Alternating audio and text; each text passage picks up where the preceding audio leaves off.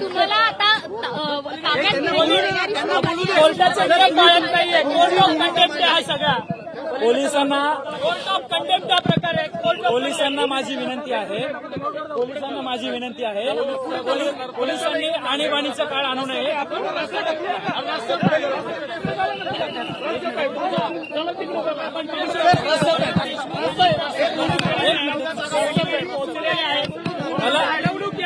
मला पोलिसांनी आणीबाणी आणू नये, पोलिसांनी सहकार्य करावं. आवाज सर, मात्र जैन समुदायाचं आंदोलन झालं तेव्हा पोलीस कुठे होते? सर, जैन समुदायाचं आंदोलन झालं सर, पोलीस कुठे होते? सर, पोलीस जैन समाजाचा आपण पाहायला गेलं तर जैन सातत्यानं मराठी माणसाला कुठेतरी गृहमंत्री महाराष्ट्राचे आहेत, पोलीस महाराष्ट्राचे आहेत. पोलिसांनी सहकार्य करावं एवढीच आमची विनंती आहे. आम्हाला आमची बाजू मांडू द्यावी. गृहमंत्री इतर धर्मियांच्या बाजूने झुकलेले आहेत का? माझ्या सहकार्यांना पोलिसांना एक मिनिट सर्व पोलिसांना माझी विनंती आहे, आणीबाणीचा काळ आणू नये. आम्ही शांततेत आलोय. इकडची परिस्थिती चिघळू देऊ नये. एकंदरीत जर पाहायला गेलं तर जे गोवर्धन देशमुख आहे त्यांना आता पोलीस ताब्यात घेण्याची जी प्रक्रिया आहे ती सध्या सुरू करत असलेली आपल्याला पाहायला मिळते. एकंदरीत जर पाहायला गेलं तर मोठ्या संख्येनं पोलिसांनी या ठिकाणी लावण्यात आलेला होता. खरंपासून सकाळपासूनच या ठिकाणी छावणीचं स्वरूप पाहिलेलं आपल्याला पाहायला मिळत होतं. आता सध्या जे अध्यक्ष आहेत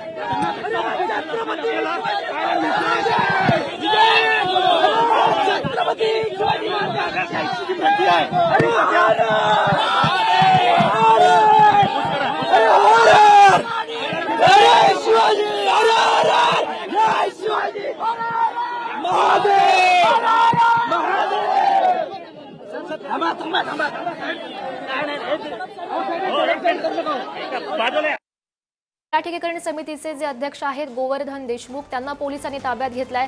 खरं तर याआधी त्यांनी माध्यमांशी बोलण्याचा सुद्धा प्रयत्न केला. पोलिसांमुळे माझ्या हाताला दुखापत झाल्याचं सुद्धा गोवर्धन देशमुख यांनी माध्यमांशी बोलताना म्हटलं. सोबतच पोलीस दडपशाही करतायत, ही दडपशाही त्यांनी थांबवली पाहिजे असं सुद्धा त्यांचं म्हणणं होतं. त्यांना ताब्यात घेतलेलं आहे सध्या पोलिसांनी. हे जेव्हा आंदोलन सुरू होणार होतं त्याआधी पोलिसांनी कार्यकर्त्यांना, मराठी एकीकरण समितीच्या कार्यकर्त्यांना नोटीसही पाठवलेली होती आणि त्यांचं जे आंदोलन आहे त्याला परवानगी नाकारलेली होती. मात्र त्यानंतर सुद्धा मोठ्या संख्येनं कार्यकर्ते जमले कबूतरखान्याजवळ आणि आमच्या मागण्या फक्त ऐकून घ्या, आम्ही फक्त निवेदन सादर करायला आलेलो आहोत असं त्यांचं म्हणणं होतं. तर कोर्ट नेमकं काय म्हणालेलं होतं आपण ग्राफिक्सच्या माध्यमातून एकदा बघतोय. कबूतरखाना बंदीबाबतचा आधीचा आदेश कायम ठेवावा. कबुतरांना अन्न पाणी देण्याबाबतची बंदी ही कायम राहील. कबुतरांना खायला घालेल त्याच्यावर गुन्हा दाखल करा. देशातील कुणाही व्यक्तीनं कोर्टाच्या आदेशाचा भंग करू नये. देशातील प्रत्येकाच्या आरोग्याची काळजी घेणं हा आमचा उद्देशच आहे. पक्ष्यांच्या विष्ठेमुळे मानवी आरोग्याचं मोठं नुकसान होतं. लहान मुलं आणि ज्येष्ठ नागरिकांना या कबुतरांमुळे सर्वाधिक धोका आहे. हे आम्ही नाही तर वैद्यकीय अहवाल सांगतो. प्रकृती गंभीर झाल्यास फुफ्फुस प्रत्यारोपणाशिवाय पर्याय उरणार नाही. पुढील सुनावणी पुढच्या आठवड्यात होईल. तर आपण कोर्टानं नेमकं काय म्हटलेलं होतं, काय मुद्दे मांडलेले होते ते आपण ग्राफिक्सच्या माध्यमातून बघू शकतोय. कबूतरखाना हटवण्यासाठी एकीकरण समिती मैदानात उतरलेली आहे. त्यांच्याकडून हे नियोजित आंदोलन केलं गेलेलं होतं. मात्र त्याआधीच कार्यकर्त्यांना पोलिसांनी ताब्यात घेतलंय. आपण बघितलेलं होतं कार्यकर्ते आणि पोलिसांमध्ये बाचाबाची सुद्धा झालेली होती. मोठ्या संख्येनं कार्यकर्ते खरं तर कबूतरखान्याजवळ जमलेले होते. पोलिसांनी समजावण्याचा प्रयत्न केला. मात्र आम्हाला आमच्या फक्त मागण्या मांडायच्या आहेत, आमच्या मागण्या ऐकून घ्या. ज्यावेळी तुम्ही जैन समाजाच्या मागण्या ऐकून घेतलेल्या होत्या त्यांचं तुम्ही आंदोलन नेमकं का रोखलं नाही असा सवाल सुद्धा आता मराठी एकीकरण समितीच्या कार्यकर्त्यांनी पोलिसांना केलेला आहे.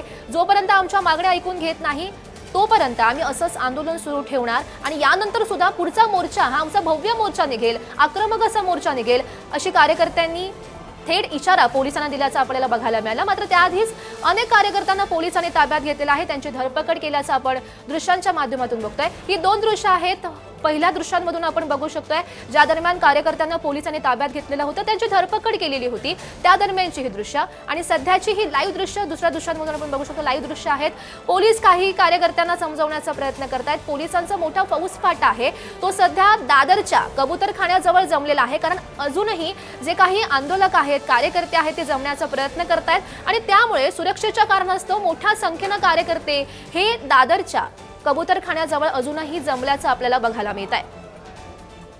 कोणताही अनुचित प्रकार यापुढे सुद्धा घडू शकतो, म्हणून पोलिसांकडून सुद्धा खबरदारी बाळगण्यात येते।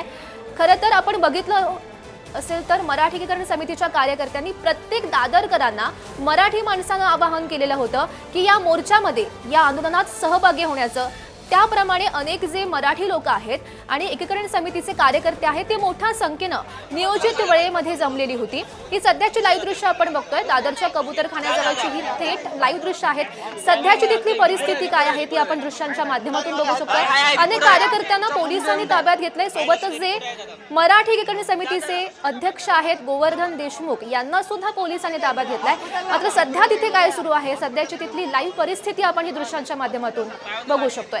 मोठ्या प्रमाणात पोलीस जमलेले आहेत, अजूनही काही आंदोलनकर्ते आहेत ते जमण्यास सुरुवात करतायत, त्यामुळे कोणताही अनुचित प्रकार घडू नये यासाठी मोठा पोलीस बंदोबस्त हा सध्या दादरच्या कबूतरखान्याजवळ जमलेला आहे। ही सध्याची लाईव्ह थेट दृश्य आपण बघतोय।